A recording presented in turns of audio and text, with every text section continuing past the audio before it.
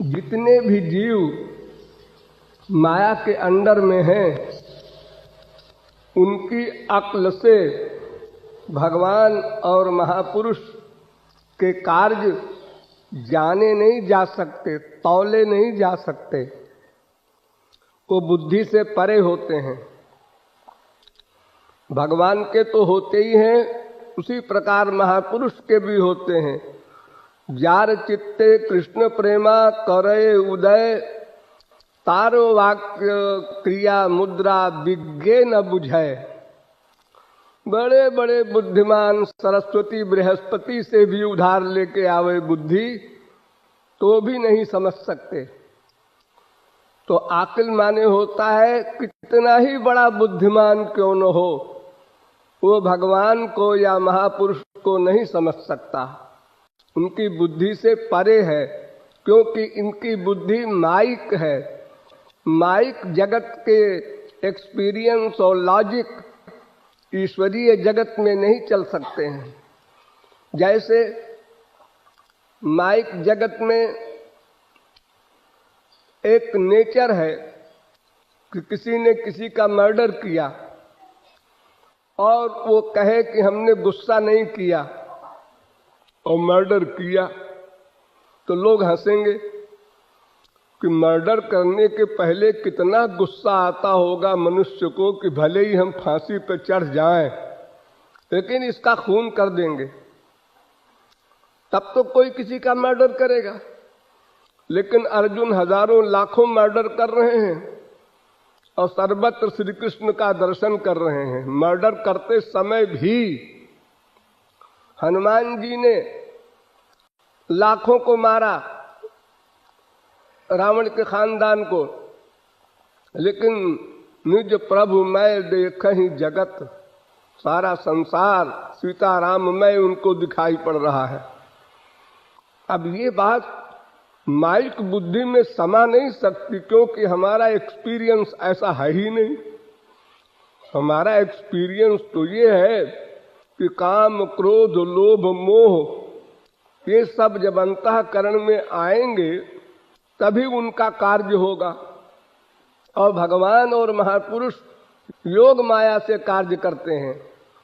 योग माया माने काम तो करें माया का, मर्डर वगैरह, लेकिन अपनी पर्सनैलिटी में रहते हैं। योग अपने में युक्त रहते हैं। भीतर मशीन में गड़बड़ नहीं होती, बाहर क्रिया गलत होती है जीव कल्याण के लिए। तो ये बात हमारी बुद्धि में इसीलिए नहीं आ सकती कि हम ऐसा नहीं कर सकते। हम माया के अंदर में हैं तो माया का कार्य करते हैं।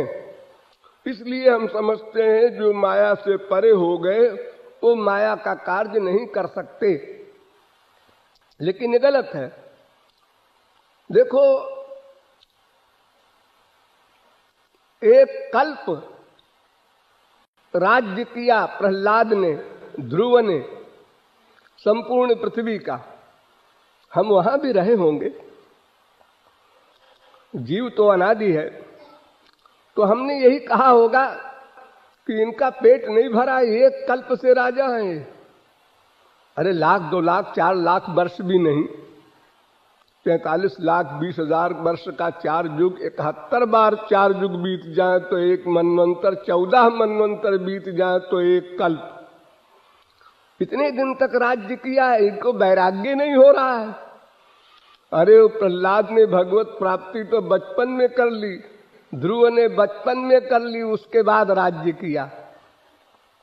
यानी क्रिया हो रही है माइक और स्वयं है माया से परे। ये बात हमारे एक्सपीरियंस में, अनुभव में नहीं आ सकती। इसलिए हमारी बुद्धि से वो परे है। उसको बस चुपचाप मान लेना चाहिए कि हम माया के अंदर में हैं, वो माया से परे हैं। उनके पास योग माया की शक्ति है। जैसे एक मदारी होता है, वो 50 जहरीले सांपों के बीच में बैठ जाता है। कोई सांप काट भी ले तो विष को उतार देता है, वो मरता नहीं। लेकिन अगर हमसे कोई कहे 2 मिनट को तुम बैठ जाओ इन सांपों के बीच में, कोबराओं के बीच में, तो हमको तो देख करके ही कांपने लग जाएंगे हम लोग, क्योंकि हमारी वो योग्यता नहीं है जो योग्यता मदारी में है। संसारी मामले में भी हम वहां तक नहीं पहुंच सके, फिर ईश्वरीय मामले में बुद्धि कैसे काम करेगी। इसलिए आकिल माने बड़े से बड़े बुद्धिमान को भी ये दावा करना गलत है कि हमने अपनी बुद्धि से नाप लिया भगवान को या संत को।